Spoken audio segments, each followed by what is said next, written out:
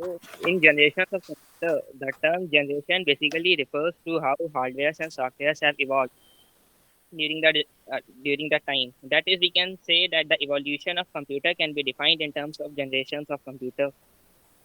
So, moving on to the first generation, which has a time period from 1942 to 1955. First generation computers were manufactured using vacuum tubes, and these are some of the vacuum tubes which you can see on the left side. And the memory of first generation computers were based on electromagnetic relay, and users fed data and instructions using punch cards. And programming was done in assembly and machine languages due to lack of programming languages. And as machine and assembly languages are difficult to work with, so only a few computer programmers understood how to program those computers. Now, some characteristics of first generation computer. These were the fastest calculating devices of their time. These are bulky in size and hence require large means for installation. And each vacuum tube consumes about half a watt power. And as computers are made up of thousands of vacuum tubes, so the power consumption of those computers is very high, and hence they dissipated large amount of heat. And as vacuum tubes are made up of fuse, which frequently burn out at such high temperatures, so these are very prone to hardware failures and hence less reliable. And the commercial production was also very difficult and costly. Some of the examples of first generation computers include ENIAC, UNIVAC, EDSAC, etc. Now moving on to second generation computers, these these have the time period from 1955 to 1964 and were manufactured using transistors. And the memory of the second generation computer was magnetic core memory with magnetic disk and magnetic tapes as main secondary storage. And during this time, high-level programming languages emerged like Proton, COBOL, Algol, Snowball, which made programming these computers very easier. And the concept of batch operating system was introduced, resulting in faster processing than first generation computers. Now, some characteristics of second generation computers. These are, of course, faster than first generation computers, smaller in size, and more reliable and less prone to hardware failures. They consume less power and dissipated less heat as compared to their predecessors. And the commercial production was still difficult as each transistor had to be assembled manually by hand into the electronic circuits. So some examples of second generation computers include Honeywell 400, IBM 7030, CDC 1604, etc., which you can see on the right side of the slide. So now the third generations of computer, which have a time period from 1964 to 1975. These are manufactured using ICs, which is called integrated circuits. And as the name suggests, it integrated circuits, it consists of several electronic components like resistors, transistors, capacitor on a single very small silicon chip. And hence this integration technology is also called microelectronics. So in this generation, the magnetic core memory, the storage of the magnetic core memory become greater and has faster access time. And standardization of high-level programming languages took place in this generation, which allowed programs written in one computer to be easily ported to and executed on another computer. And the concept of time-sharing operating system was introduced, which allowed multiple users to simultaneously access the resources of computer, and each user felt as if he is using the computer alone. And also the development of mini computers took place in this generation, which allowed even smaller companies to afford a computer. So examples include IBM 360, 370, PDP-8, PDP-11, etc. Now some characteristics of third generation computers. These are powerful than second generation computers. And unbundling of software from hardware took place, which allowed programmers to invest only in the softwares of their need and value. And they consumed less power and dissipated less heat, but still required to be properly air conditioned. And that the concept of time sharing operating system resulted in new online applications like airline reservation system, interactive query system, etc. And larger capacity primary and secondary storage than previous generations. Now the fourth generation of computer, which had time period from 1975 to 1989, these were manufactured using ICs, but the architecture, or we can say the technology, is VLSI, which means very large scale integration. That is about 1 million electronic components can be integrated on a single silicon chip. and development of microprocessors, which contain circuits needed for arithmetic and control functions. And also during this generation, computer networking emerged like LAN, WAN. LAN is used to connect computers within an organization, and WAN is used to connect computers which are located at larger distances. And development of GUI enabled new users to quickly learn how to operate computer as they made computer more user friendly. And object-oriented programming languages emerged like C, C++, in which C++ became most popular. And PCs, a new revolution, which we can say the PC revolution started during fourth generation, which became more popular as PCs were very compact, so individuals can afford PC for their personal use. Examples include IBM PC and its clones, Apple II, TRS-80, etc. Now the characteristics. PCs were very smaller, cheaper than mainframe and mini computers, so that even individuals can afford it. They were general purpose machines, affordable even by individuals, which I already explained. And PCs based applications made PC a powerful tool for both office and home usage. A semiconductor memory replaced magnetic core memory, resulting in larger memory and faster access time. So in this time, fourth generation conductor memory is introduced. Now the fifth generation, which has time period from 1989 to present. Now these are manufactured using ICs, but again the this time the technology developed and it became VLSI technology, which means ultra large scale integration, in which about 10 million components can be integrated on a single silicon chip with powered microprocessor chips. And large capacity hard disk and optical disk became as a popular storage media, portable storage media. And supercomputers emerged in fifth generation with parallel processing technology.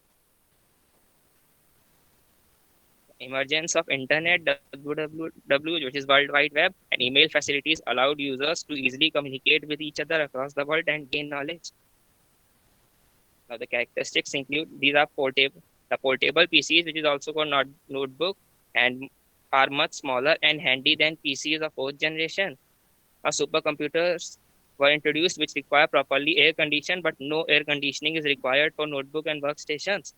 And hot plug technology emerged in which even if a component gets failed during operating computer, so it can be reduced by a new one without the need to shut down the computer.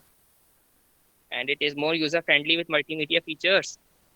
Examples include IBM notebook, Param supercomputer, Pentium PC, etc. So thank you. That was my explanation. Thank you, sir. Okay. What do you mean by hard plug technology devices? So hot plug Adit? technologies are basically a yes, sir. Hmm. Yes, yes. Okay. Explain. So hot plug technology is basically that when a component gets failed during operating the computer, so it can be replaced by a new one without the need to shut down the computer. Okay. Open your video.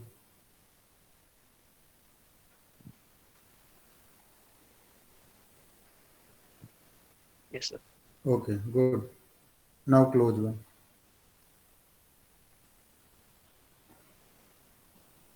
Okay. Next one. Sachin Tripathi. Yes, sir, present. Are you ready to give your presentation? Yes, sir.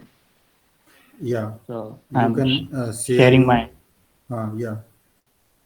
Share your Okay, sir. PPT.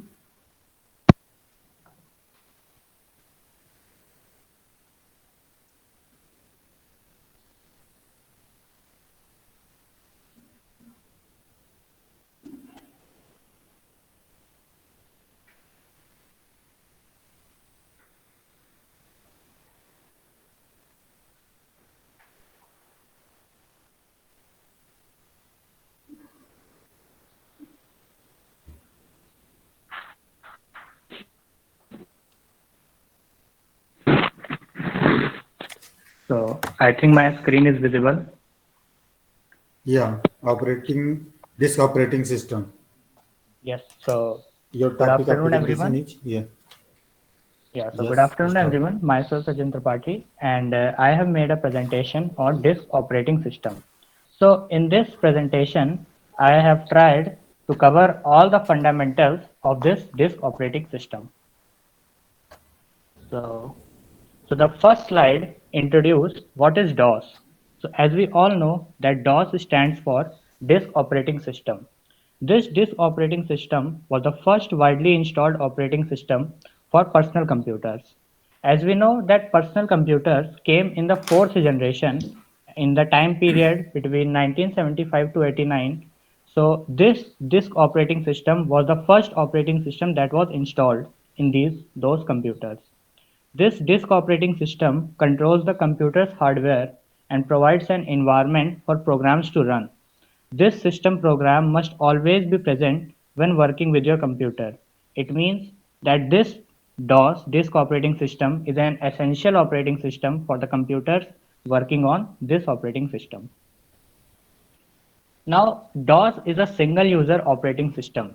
So, by single user operating system, we mean an operating system that allows only a single user to perform only one task at a time.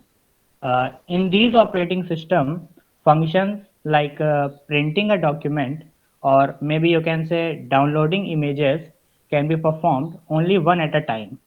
These single-user operating systems were most popular in microcomputer up to the mid of 1990s, and it is called disk operating system DOS because it is stored on the disk of a computer. So now let's have a look at major tasks of a DOS. The major tasks of a disk operating system includes to control input and output devices, to enable user to load and execute program, and to maintain an orderly system of data on the disk. Now let's talk about some DOS files. So DOS has mainly three important files that are batch files, command files, and executable files. I would like to briefly describe these files one by one. So a batch file is basically a script file. It consists of a series of commands to be executed by the command line interpreter.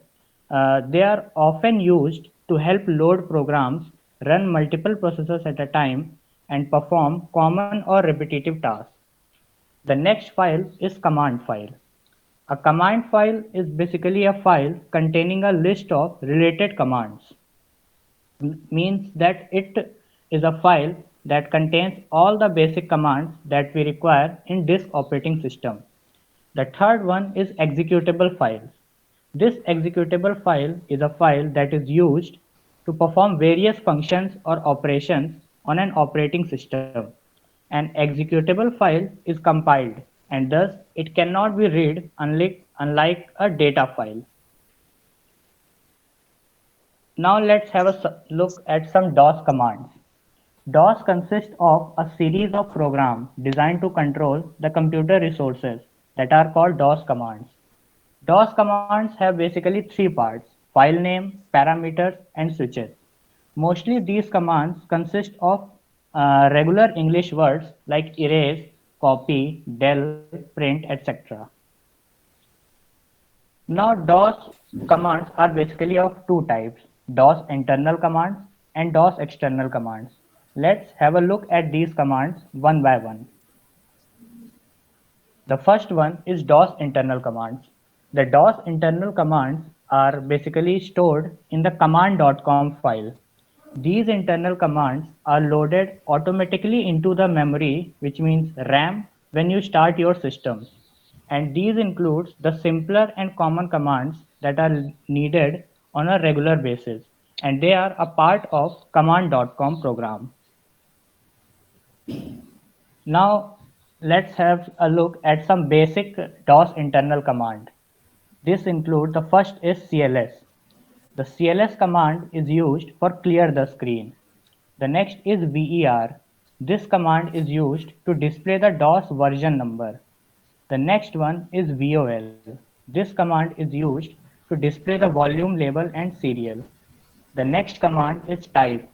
This command is used to display the contents of a text. The next one is exit command. This command simply exits the command processor. Now the second type of DOS commands is DOS external commands. These commands are required less frequently and they reside on a disk. They loaded automatically into the RAM only when needed. So here is a major difference between DOS external and internal commands, and that is DOS internal commands are loaded into the memory when only the computer gets started. It is written here that when we start our system, then DOS internal commands automatically loaded. But in this DOS external command, they are loaded only when they are needed in the system. Now let's have some look at DOS external commands. The first one is check disk. This command checks the validity of disk and reports the amount of space, number of files, and amount of free space. The next is COMP. This command compares the contents of two sets of files. The next one is command. This is simple a command that starts the command processor. Then last is SYS. These are only a few commands and this creates a bootable drive. So I would like to explain this term. The question arises that what is a bootable drive? So a bootable drive is nothing but a removable digital data storage medium from which a computer can load and run an operating system. That's all. Thank you so much. Okay. Have you have heard about some other commands of this disk operating system? Sir, I have explained some DOS internal and external commands. So yeah, I've Okay. heard. Okay. My question is, have you learned some other commands also? No, sir. Sorry. Suppose I want to create a file in DOS system, then how can I create the file? It can be Okay. created Okay. using. Okay. Okay. Let me listen. Okay. There is a one command that is the copy con command in DOS, which is generally used to create the DOS file. This command is originally given at the command prompt, okay, on the screen. There is a C colon, a double slash, then some brackets, okay, angle bracket, and there you have to write the copy con, okay. Then now write the name of the file, or you can just write your content on the screen. Okay, this file never creates any menu.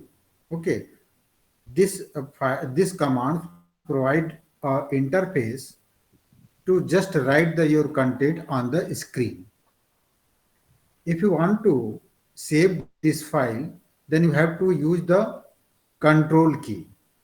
Okay, control Z. Control Z is used to save this file as well as the go out from this command. Okay, if you want to look this file content of this file, what things has been written in this file, then you have to use the type command. Okay, type command will display the content of this created file. Okay, so I have introduces one command, that is the copy con command. There is some other command also which is used to create the DOS file. The another command is that is the edit file. Okay, edit file. If you want to open the created file, then you can use the edit command. If you want to create a file, then you can use the copy con command. Okay, so these are the two commands which is used for creation as well as opening the existing file for the modification. Okay, and if you want to see the content of that file without opening the file, then you can use the type command to access those content which are written in a file. This command display the whole content on the screen without opening the file. Okay. Okay, sir. Thank you for this Uh, information. so Sachin, just open your video.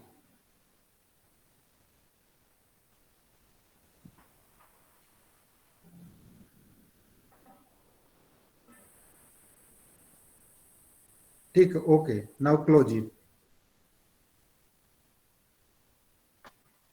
Okay. And next one, Asthana. Yes, sir. So, am I Are you audible? ready? Yeah. Are Yes, you sir. ready? Yes, sir. Yes, Okay. sir. Now start your presentation. Yes, sir.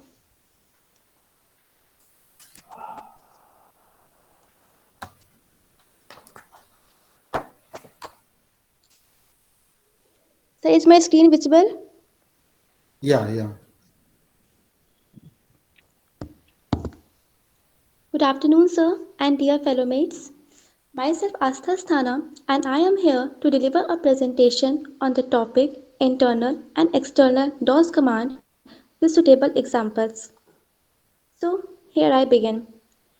Okay, before landing directly to internal and external command, let us understand what is MS-DOS. So, as you all know, MS-DOS stands for Microsoft Disk Operating System. It is a single user operating system, means it allows only one user at a time to perform a single task.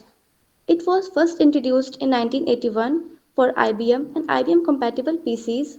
They are the basic instructions to perform tasks on files and directories that are very useful to Windows user.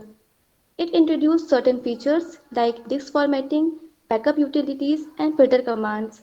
And of course, it uses text-based interface and requires text and codes to operate. Next comes the categorization. There are three layers of MS-DOS structure.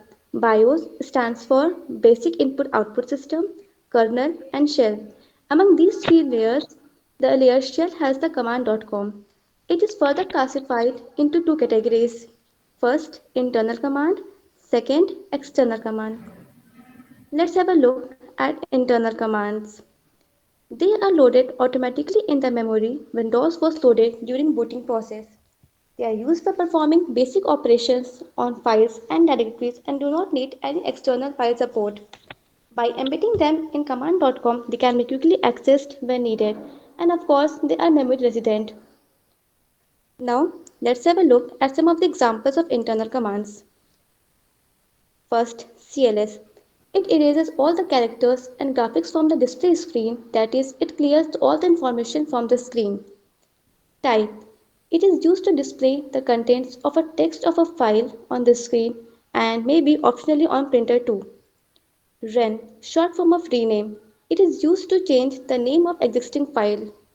Del, as the name itself highlights that it is used to delete or erase a file from the directory by specifying its path. Date, it is used to view the system dates. Next come the external commands. They are used for performing tasks which are advanced in nature. The most important characteristic of external command is that when an external command is to be executed, then the external file in which that particular command is stored is transferred from secondary storage to main memory, and they normally resides on disk and need an external file support. Now, let's have a look at some of the external command examples. First, edit. It is used to make changes in the data of a file. Second, disk copy.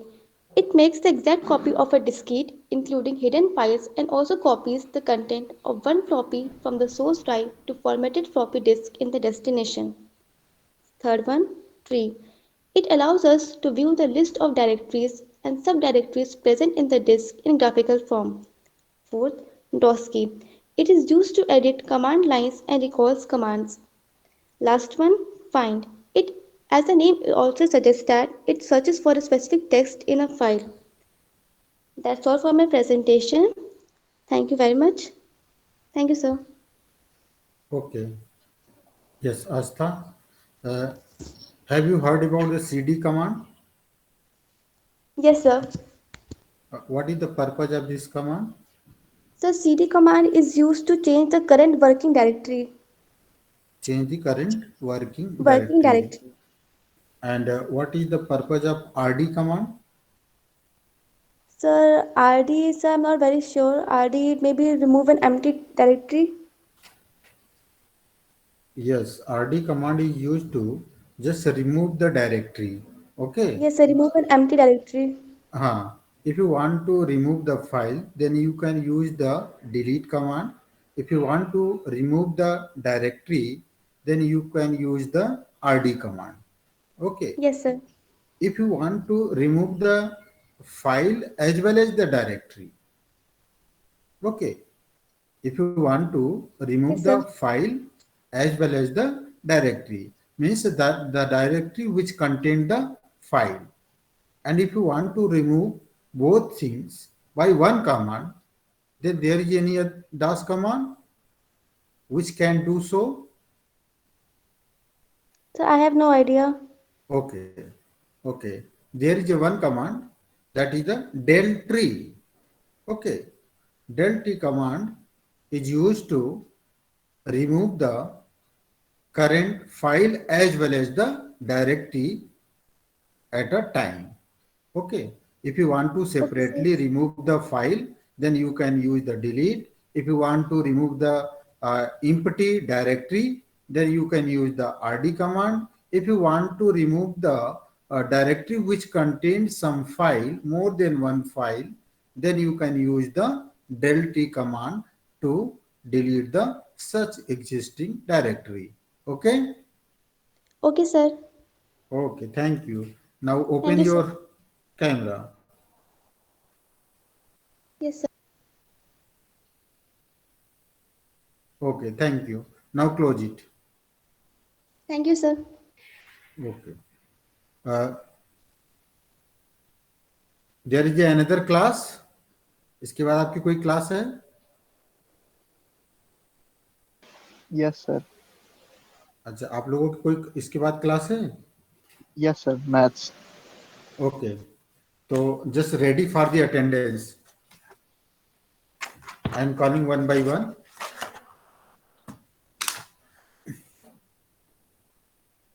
Next presentation tomorrow. Anchal Kushwaha. Present, sir.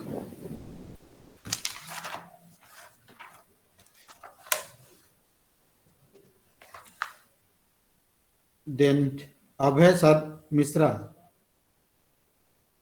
Aditya Jaiswal. Yes, sir. Present, sir. Aditya Singh.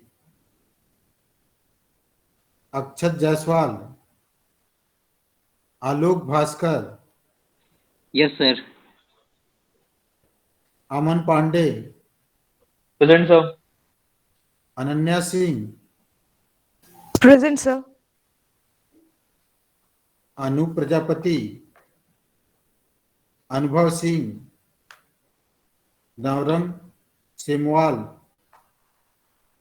Anurag Shukla, Archana Yadav, Present, sir. Then Arpita Singh, Present, sir. Astha, Present, sir. Okay, Avinash Avinash Chaubey, Ayush Katiyar, Present, sir. Ayush Mishra,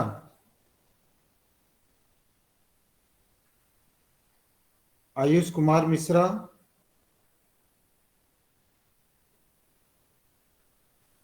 okay, Ayush Rai, Present, sir. Okay, Himanshu Yadav,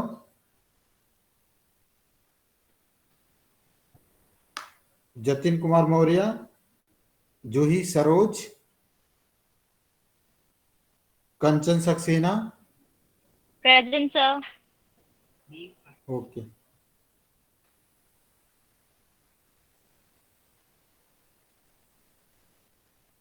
Kanishka Srivastava, Kaushal Kumar Bharti, cancel,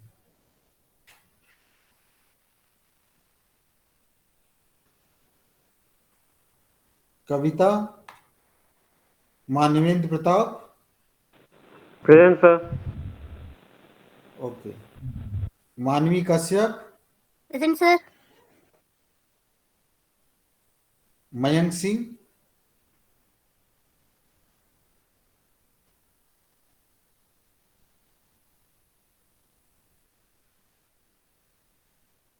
Meenakshi, Present, sir. Naveen Utsav Singh, Neeraj Mishra, Present, sir. Niranjan Kumar Yadav, Yes, sir. Prabhat Singh, Pragati, Present, sir. Prakash Chaurasia, Present, sir. Present, sir. Okay okay, Pranjal, Present, sir. Pranshu Upadhyay,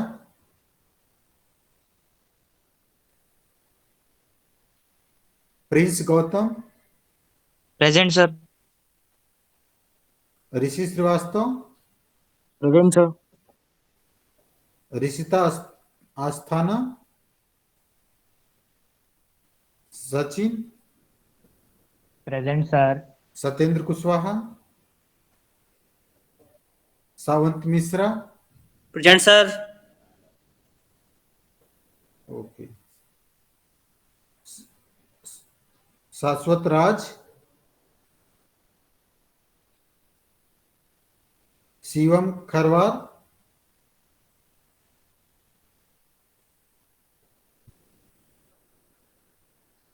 Shivam Singh Kushwaha, Yes, sir.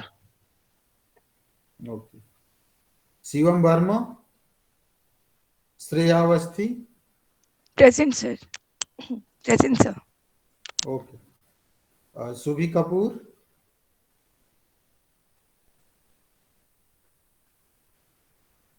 Siddharth Vajpayee, Present, sir.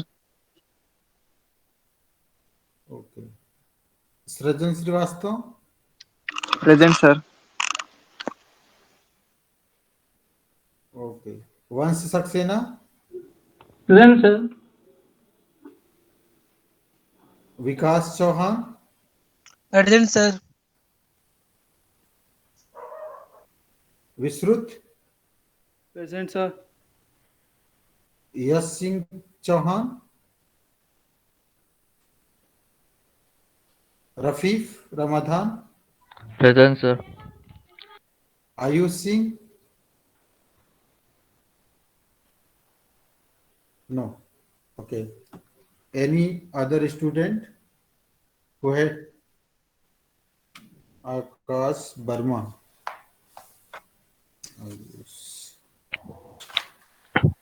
Sir, Abhay Mishra. Sir Shivansh Tripathi.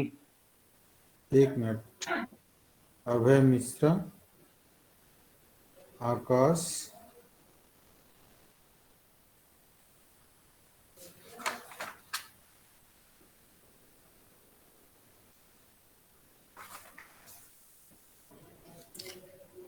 Shivam Tripathi,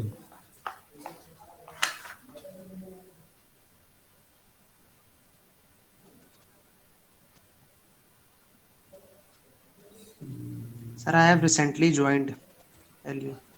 okay, 1 2 3 4, या okay, ठीक है, any other who have not got their attendance,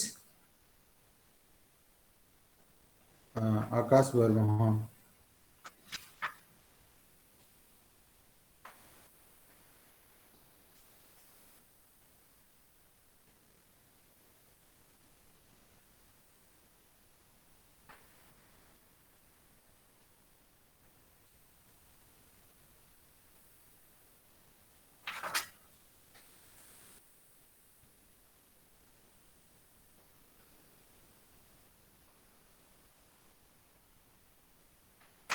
ठीक है, okay, now you can leave out. Thank you, sir. Okay. Thank you, sir. Okay.